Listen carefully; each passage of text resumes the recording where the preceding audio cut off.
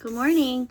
Today we're going to read a little bit about after Jesus rose from the dead and when he went up to heaven.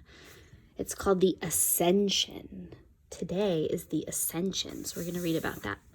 So this is called Jesus is Alive. Two men were on their way out of the city.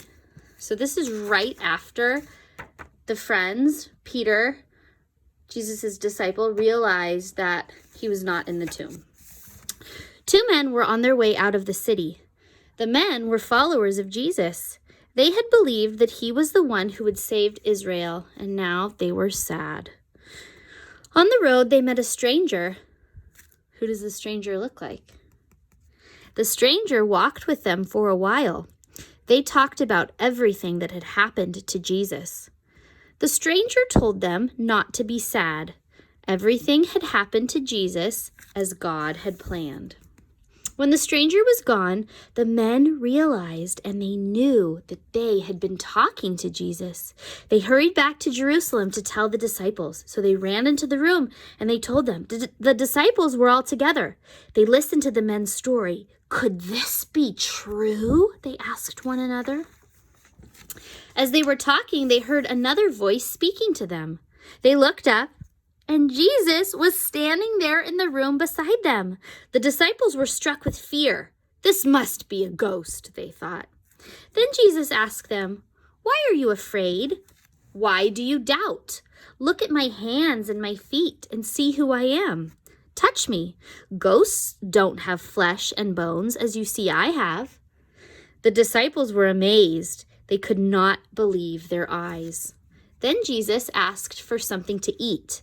They gave him a piece of baked fish, and they watched him as he ate it. This is called Jesus is Taken to Heaven. Jesus stayed with his 11 apostles for 40 days. Remember, they started out with 12, but then after Judas betrayed Jesus, he was no longer one of Jesus' disciples, so then now we're 11. He spoke with them about God's kingdom. What is God's kingdom? Heaven, right? One day he said, "Don't leave Jerusalem yet," the town that they were in. "Wait here. John baptized people with water, but soon you will be baptized by the Holy Spirit." A few days later, one of the apostles asked Jesus again, "Lord, are you now going to give Israel its own king again?" Jesus said that they did not need to know what God had planned or the events that would happen. So they're asking him, what's going to happen now? Are we going to have a new king? And Jesus says, that's not for you to know. God knows, and that's good enough. But the Holy Spirit will come upon you and give you power. So we're going to read about this next week when the Holy Spirit comes to the disciples and gives them special power. Then you will tell everyone about me. People in Jerusalem, people in Judea, people in Samaria, everywhere in the world. After Jesus had said this, a cloud appeared over their heads. Then, right before their eyes, Jesus was taken into the cloud.